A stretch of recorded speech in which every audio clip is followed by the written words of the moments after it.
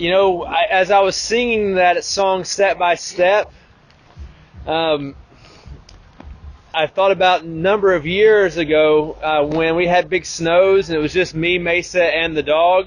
I would actually come out here and walk Mercy for a long time and pray for Agape and sing that song as a part of what I was doing out here. It's kind of interesting to sing it with you folks and with no snow. There are many jobs, now I maybe shouldn't tell you this, but I will anyway. There are many jobs no one would consider asking me to do. One of them is home organizer.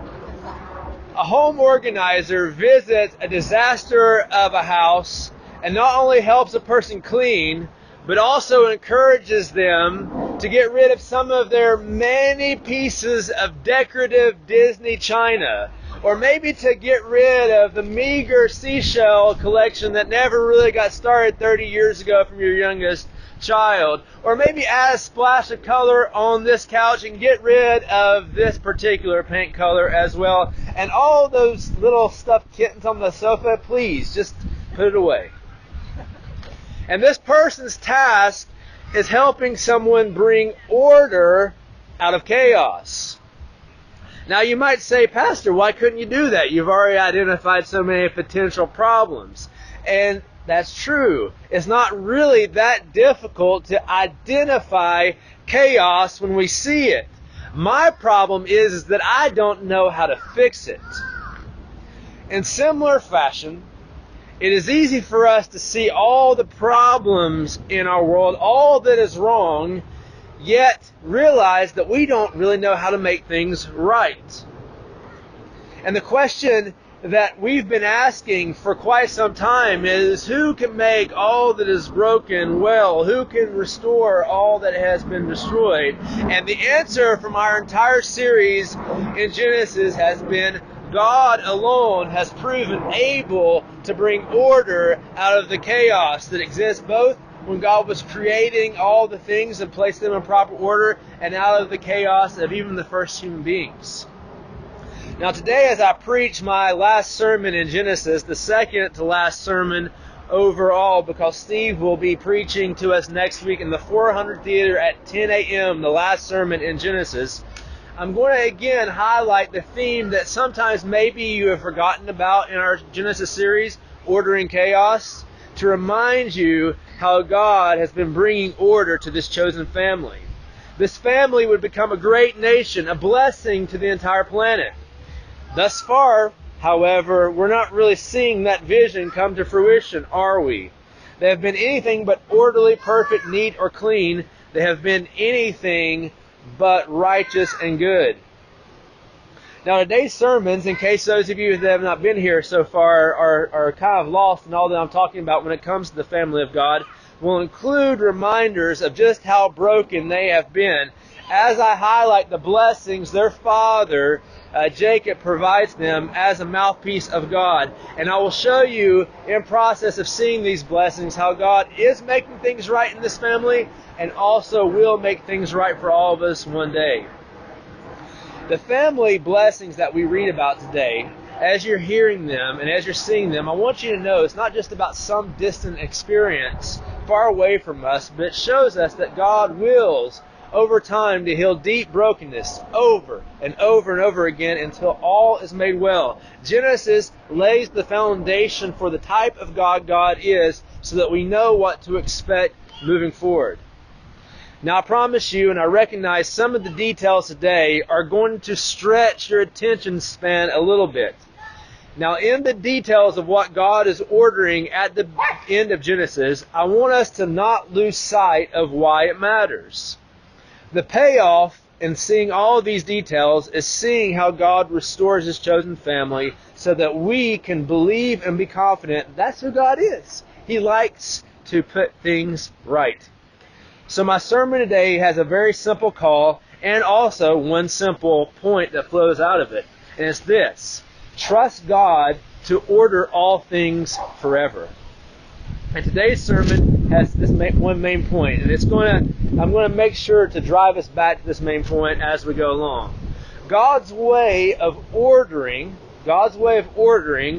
is comprehensible and beyond comprehension. God's ways of ordering is comprehensible and beyond comprehension. It's a paradox. It's putting two things that seem at odds together. The comprehensible part is going to be understood in light of, hey, this is the sort of thing that we agree with, we understand, but we're going to see some of what God is doing is beyond what we could hope for. Also, when I use the word order, I recognize that some of you might be thrown off a little bit by what does the word order mean? It might be strange to some of you. Think about my home organizer that I've already mentioned to you. They decide where things ought to go, what color schemes will make the place look better, how to place things for proper utilization. So I'm not using the word order like the word command, such as God orders you to stop. Nor do I simply use the word order to talk about how God ranks things. Your brother number 1, your brother number 2, your brother number 3. No, what I'm talking about is how God arranges things, how God places them and puts them exactly where He intends so that we might receive maximal blessings, so that we might enjoy all that God is doing in this world.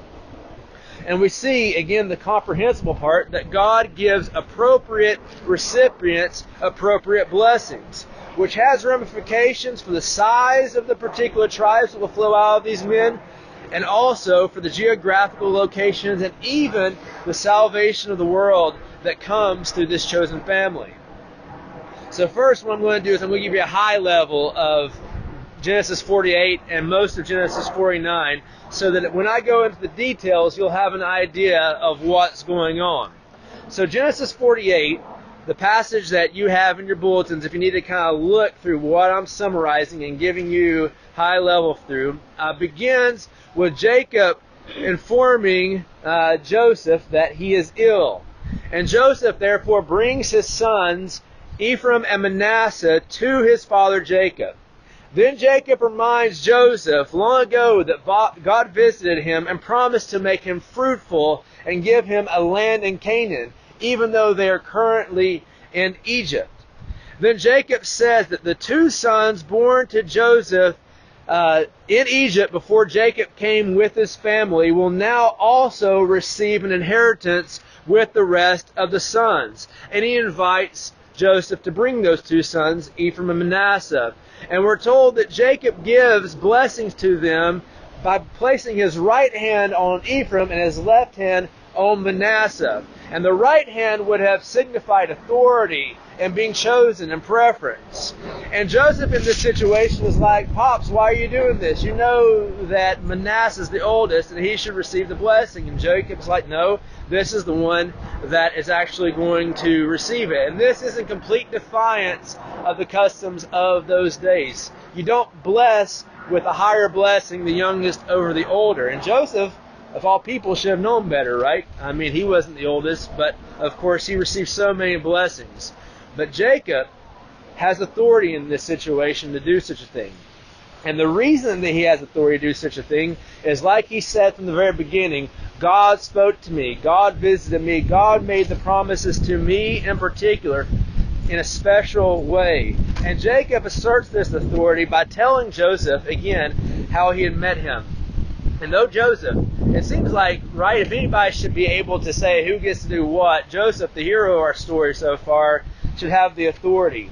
But Jacob reminds him, no, it's God that's visited me, and it's not simply because I'm father, but because of what I'm doing, that I have the right to give the double portion that should have gone to the oldest of Jacob, Reuben, to your two sons, Ephraim and Manasseh.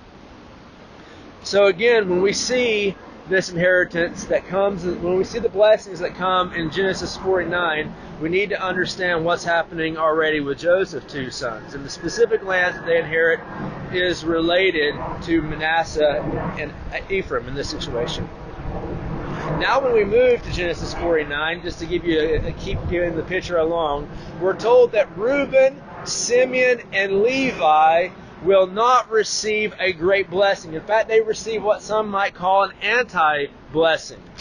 Why did they receive an anti-blessing? Just to remind you, Reuben had sexual relations with his father's concubine. Simeon and Levi were bloodthirsty men, and they were shown to be bloodthirsty men in their attack of the Shechemites when they basically tricked them into getting circumcised. You remember that, and Jacob was very upset. But also, we know that Simeon was held responsible for his role in trying to kill Joseph. They were bloodthirsty men, and they were told that they would be scattered in the land of Israel. They would not enjoy the land belonging to Jacob like everyone else. They would be set forth in different places. And all those first three sons, by the way, were the sons of Leah. But now the fourth son of Leah receives the greatest blessing of all, which I promise you I will return to again in depth. But it is important to see that Judah, of all the blessings in chapter 49, is the first one to be compared to an animal, to have comparisons or a connection to an animal. And he's compared to a lion.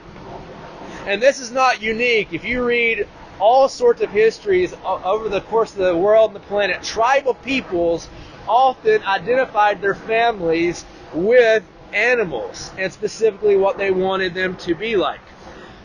I grew up near a people with tribal backgrounds, tribal origins, the Cherokee Nation.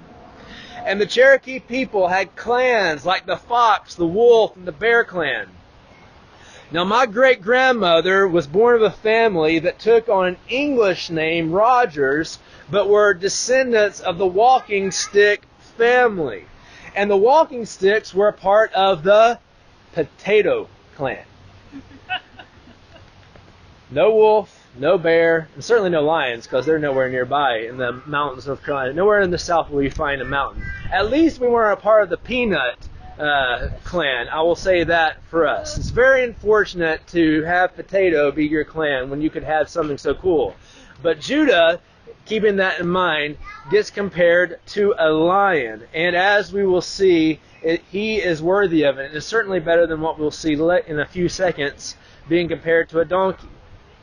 Then to Leah's fifth and sixth sons, Jacob blesses again the younger first, Zebulun before Issachar. And Zebulun is not compared to an animal, but Issachar is compared to a donkey. Maybe if I'm going to be compared to a donkey, I would choose no animal at all. And this is both blessing and curse for donkeys. And there is some blessing in that, don't get me wrong. The blessing is involved in the fact that chiefs would often ride into town in donkeys. A lot of us think that horses are the powerful animal, but truthfully, if you wanted to assert that you were in control, you ride into town in a donkey. And so what we see by Issachar being compared to a donkey is he is being compared to one that is important, but also important for service. And we're told that he's going to be mainly a servant to the rest of his brothers. Then the sons of Bilhah and Zilpah, the two concubines of Jacob, have their sons blessed out of order. Again, Rachel's servant Bilhah is the mother to Dan and Naphtali. And Dan, her first son, is blessed first, but then her second son is blessed after Zilpah's boys, Gad and Asher. Now, in this instance, the order isn't quite as important because Dan and Naphtali are again positively compared to animals.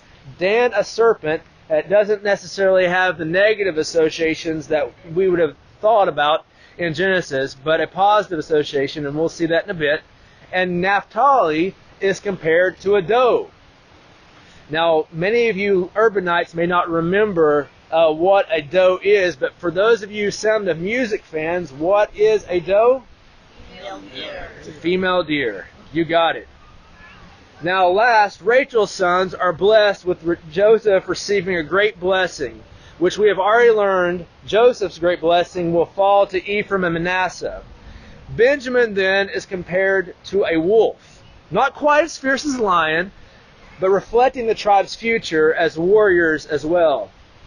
And the passage ends in Genesis 4, not quite at the end of Genesis 49, but almost at the end, saying these tribes are the tribes of Israel with a blessing fitting to them. That means that each and every single one of these blessings fit both what these sons have been and also what God intends to do with them in their future and what they prove to be. That's the comprehensible part. That's the part we understand. And what we see is also that Jacob has been sanctioned by God to give such blessings. He is unlike his father in this situation, able to see though he is growing blind. He is able to have clarity that his father did not. If you recall, his father tried to bless Esau over him. His father Isaac tried to make sure that Esau received the blessing, but he was swindled by Jacob and Mom. Now, those of you that have been following this story and all these sons, much of what we see here makes sense of what's happened. Yeah, we think that this is kind of fair.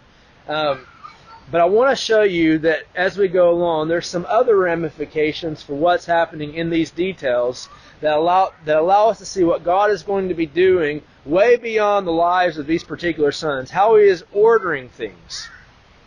Like a home organizer decides where things ought to go and to how to make a place better. So God is working out the where and the how much and what of the situation.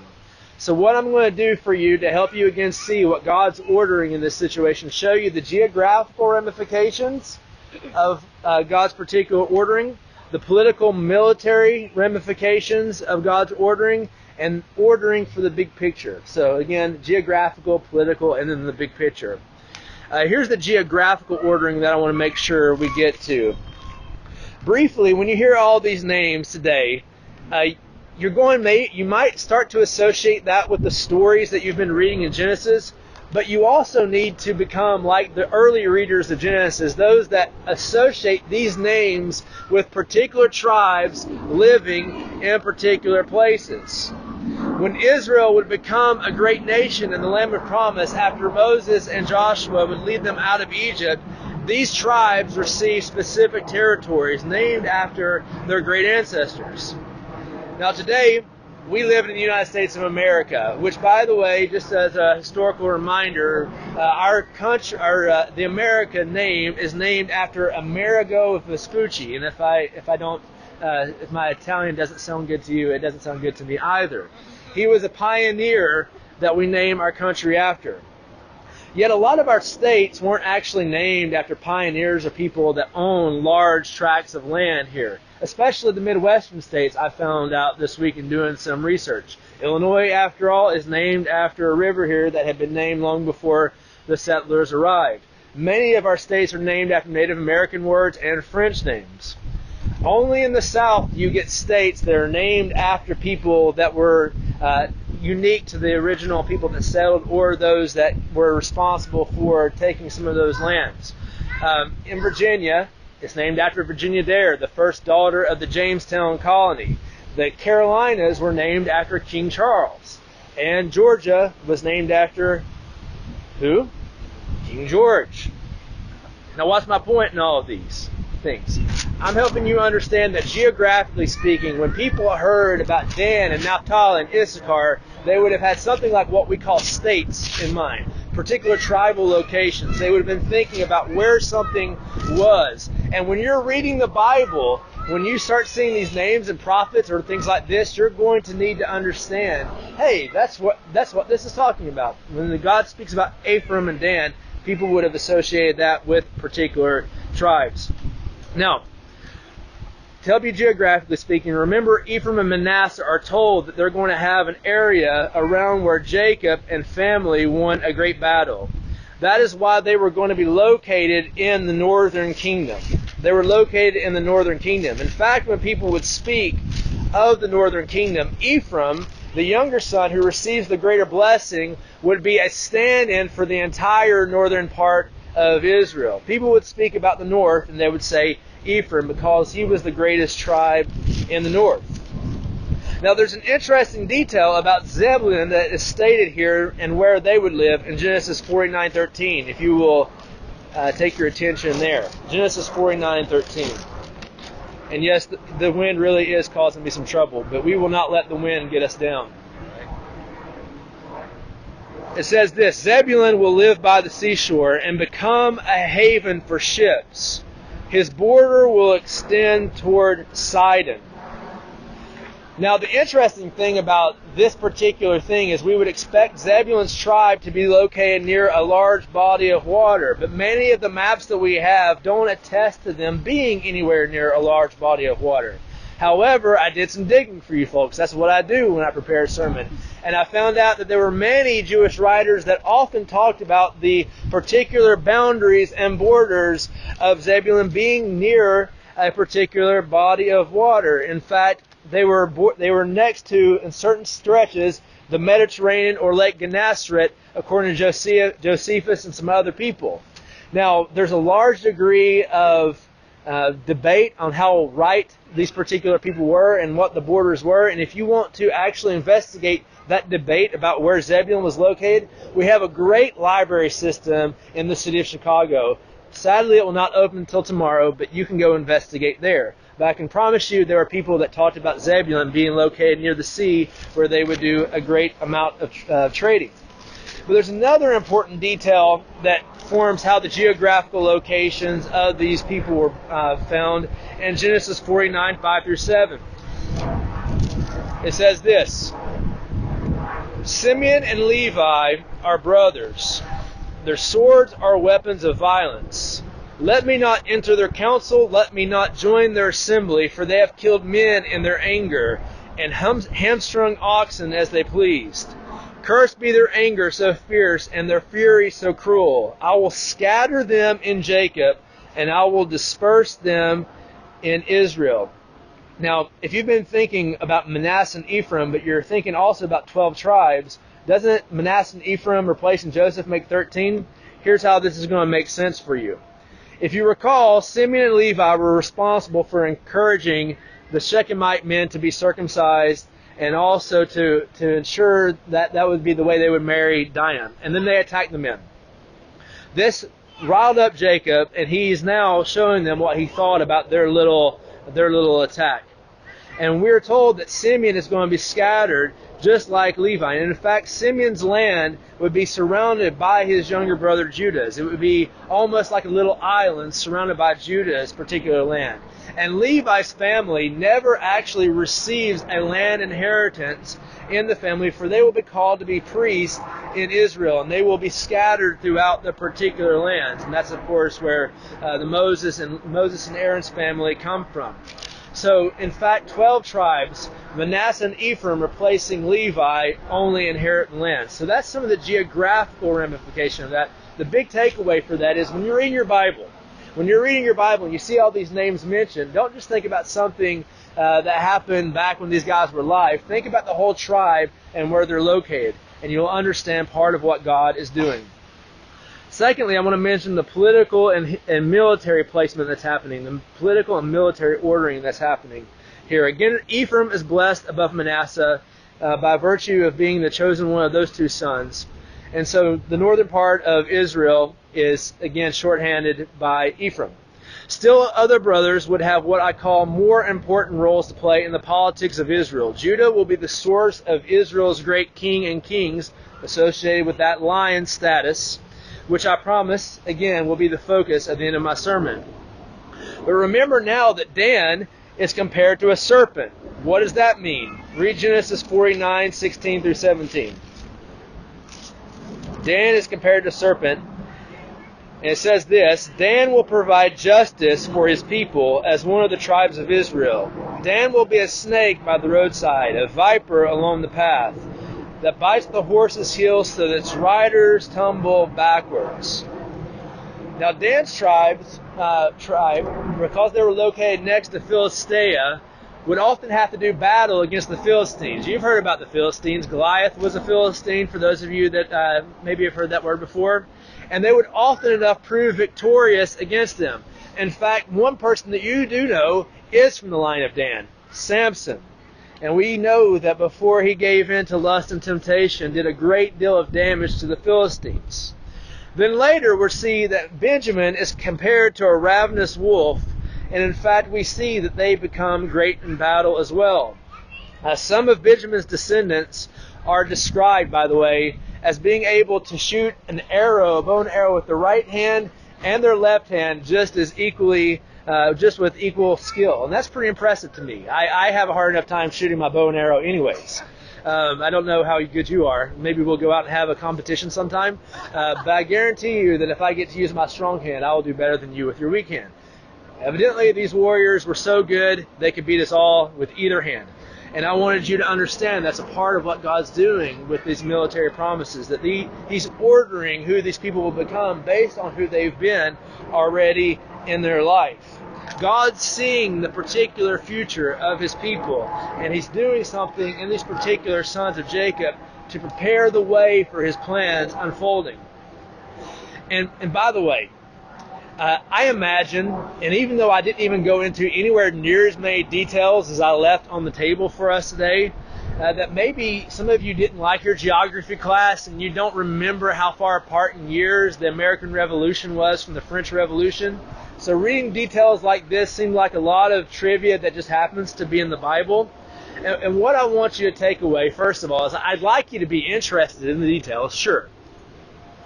But even if you don't love these details, even if it's a little hard for you, even if it's a little push to get you to enjoy the details, isn't it nice to know that God is concerned about the details that we would overlook? Isn't it nice to think about that God didn't leave all this to chance? Isn't it good to know that God cares about exactly what He's going to do for years and years and years in particular tribes that honestly, after a day, if some of you got 6 out of the 12, I would say, good job, I'll give you a slice of pizza. And that was off the cuff, by the way. If all of you do that, we'll figure all that out. But all that to say, some of you, I understand, don't necessarily resonate with this stuff, but understand that God is a God that takes care of what you don't have to, and you can have confidence in His plan because of His concern about the details. And we can have confidence, therefore, in how He orders the big picture. And this is really the part where it becomes beyond our comprehension. Everything so far makes some sense to us. We understand why certain sons deserve certain things and receive certain blessings. But right here, when we see the big picture, if we follow the story so far in Genesis, what God's going to do for Judah is beyond our comprehension, and it constantly draws us back to a place where we have to say we don't see things the way God sees them. You see, God isn't merely addressing where His people would dwell for a time. God is establishing how He is going to save the world through this plan through this people that He has made, like He promised Abraham. The blessing for the nation still stands. And we start to see that. We start to see the big picture when we look at the blessings given to the two sons that have really been the big guys in our story, the two that we've really been paying the most attention to because of who they are and what they've done and what God's going to do to them. First, I want to look at Joseph in Genesis 49:22 through 26. I want us to see the big picture and what God's up to. It says, Joseph is a fruitful vine near a spring whose branches climb over a wall. With bitterness, archers attacked him. They shot at him with hostility, but his bow remained steady. His strong arm stayed limber. Because of the hand of the mighty one of Jacob, because of the shepherd, the rock of Israel, because of your father's God who helps you, because of the Almighty who blesses you, with blessings of the skies above, blessings of the deep springs below, blessings of the breast and womb. Don't you just see the delight of God in that blessing? Don't you see the honor God pays to Joseph for enduring what he did in his life and receiving vindication? Not only now knowing that, hey, you're super successful and super wealthy, but your people that come from you will be fruitful as well. God's hand steadied Joseph when people were attacking him, when he was being mistreated and misused. And God is saying, now, I promise you that I saw that and I honor that fidelity. Unlike his papa, his grandpa, and his great-grandpa, we have very little negative to say about Joseph in his life, if at all. That means he is one of those people, big picture-wise, in Scripture that you can go to and say, actually, he is a positive example of how I should live. You know, sometimes in churches like ours, we really are very cautious about saying, hey, follow this person from the Old Testament's example, or even some of those people in the New Testament's example, because the hero of the story is God. The one who wins the day is Jesus. But some of the stories in the Bible are worth imitating, are really worth saying, hey, I need to know what you did and how to do it. Some of the Bible is full of great sinners, but every now and then we see a great saint like Joseph. And when we do, when we're thinking about the big picture and how we ought to live, sometimes you just need to open your Bible backwards to Genesis and say, Joseph, how'd you do it? I want that too. To turn from the bigger standpoint from a little bit and just say, Joseph, what was it that kept you in all those days? And of course, for Joseph, it was holding fast to God, or better, God holding fast to him in his dark days. But an even more important piece of the big picture is established with Judah. Yes, that's the same Judah that we've been stressing for a few weeks now, off and on, that nearly killed his daughter-in-law, who had to prostitute herself off to him to get him to do what was right. Yes, that Judah who had left home and territory to marry someone outside of the promise of the people that they were supposed to marry, and yet God is going to call somebody that had become like Judah, who had substituted himself to rescue his family at a particular juncture, to give the greatest blessing of all. And in fact, Judah does have a greater blessing than even Joseph, who has been the best of all of them. And we see that in our passage today. We see many things about this particular blessing, that Judah, first of all, is going to be the greatest of all his brothers. How do I know that? Genesis 49:8. It says, the scepter will not depart from Judah, nor the ruler's staff from between his feet, until he to whom it belongs shall come, and the obedience of the nation shall be his. All the other brothers aren't going to be the ones that receive the crown, but his family will. His family will be the one that receives the scepter that is going to bind the nation together. And they're also going to be a clan of great warriors. Read Genesis 49:9.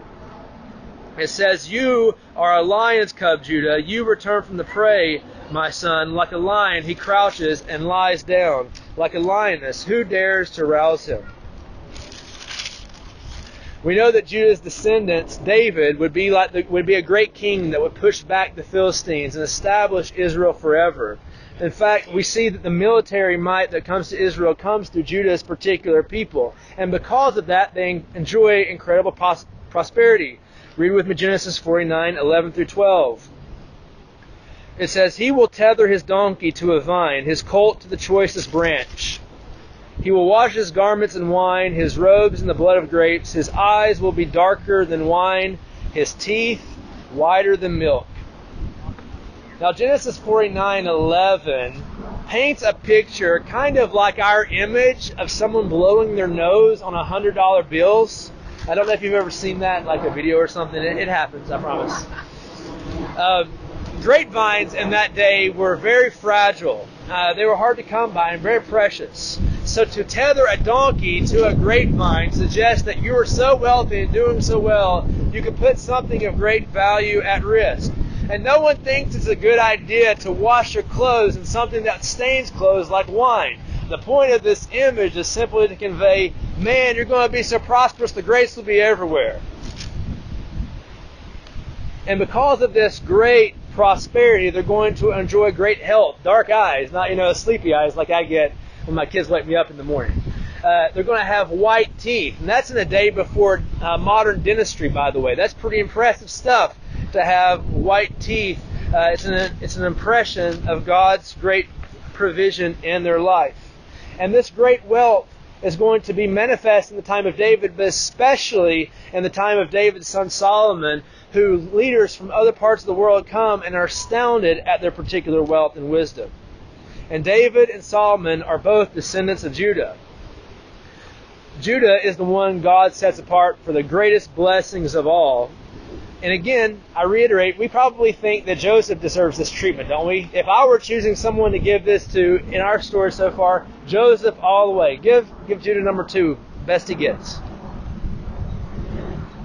Yet Judah provides us something just as key to understanding God's character and nature as his righteous choices. It provides us a glimpse of his gracious desire to bless even those who don't deserve it. I've said it once, if I've said it 10 times. In the book of Genesis, and in many ways in the Old Testament, we see the grace of God more pronounced than we even do sometimes in the New Testament. if we read it correctly, how can we look at the story of Abraham, Isaac, Jacob, and now Judah without understanding what God is doing in them and also seeing Jesus through that particular lens? In this love that we see here, we see that we also become beneficiaries of the great promise that I've already alluded to, but I'll read it again now in Genesis 49:10. It says, "The scepter will not depart from Judah," so far so good, we think, "nor the ruler's staff from between his feet, until he to whom it belongs shall come, and the obedience of the nations shall be his." Now this is the most sweeping promise of all in all of this passage, and I would argue probably the most clear presentation of the gospel in some ways, except that it's pretty enigmatic. Who is the one that will put the nations under his feet? I mean, it can't be David, because he was great, but he wasn't that great. And certainly his sons that eventually lost power weren't the ones that they were talking about. Who is this person that will receive this scepter that will bring the obedience of the nations to him? When an angel visits Mary in the Gospel of Luke, this is what he tells her about Jesus, the Son that will be born. "He will be great and will be called the Son of the Most High. The Lord God will give him the throne of his father David, and he will reign over Jacob's descendants forever. His kingdom will never end." And Jesus later claims, after dying for sin and rising from the dead, in what is called the Great Commission by many of us, that all authority in heaven and earth, that's everywhere, right? That's everywhere. That's all the nations, is his, has been given to him. And we see that Jacob's blessing here has prophetic implications that now bind the entire planet. And now we know the king that rules the entire world with truth and grace. Jesus would be the one that would receive the scepter, the one that it belongs to in Judah's line. And now we get to enjoy the fruit of this story that maybe doesn't seem like it's got anything to do with us until we know the details. We now realize that we are enjoying the fruit of how God is making all things right through that terribly broken family you've been reading about. Now we worship Jesus, and we do so as a foretaste of the day when all things will be made right for good. And we can see partially how God orders things, but we can also look towards the day when God is going to make things right forever. You see, when a home organizer comes into your house and makes things right, guess what you do? You make it dirty again. And what God has promised us when we look at this is that one day all things will be right, never to be cast into disorder. And why we can believe that is because we see the meticulous hand of God doing things that are understandable to us but beyond our comprehension. And so we can trust that even though we don't understand that all that God is doing today is for our good, or to borrow a line from Tim Keller, that we would do everything God does if we knew all that God knows. And we see when God puts things together in order, politically or geographically, we understand what God is up to in the midst of that chaos. And we can trust that God has been working and doing the same thing He was doing 3,000 years ago. And we have confidence that the King of the world will come and make all things right, never to be destroyed by human evil again, never to be destroyed by human callousness. God will put things right, dear friends. That's what Genesis is trying to teach us, in His timing and in His way. And so we trust and we hope. That's what we gather to do. We sing of our hope of a God who brings order out of chaos. And so let's pray that He would continue to help our hearts trust that. Let's pray. Father, I want to thank You for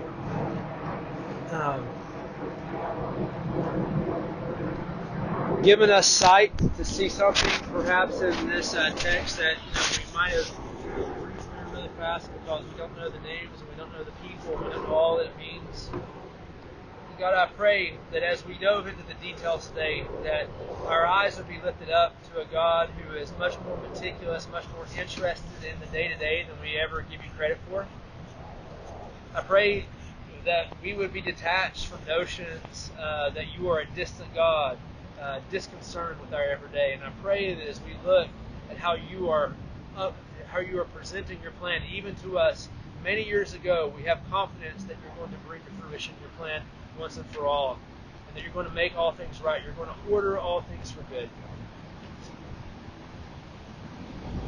Give our hearts confidence in that. I don't know the suffering and the pain that my brothers and sisters are bringing with them to today's service. I don't know what they are experiencing, but you do. And in their calamity and in their difficulties, I pray that you would give them confidence that you are up to something better than they can hope for. I pray this in the name of Christ. Amen.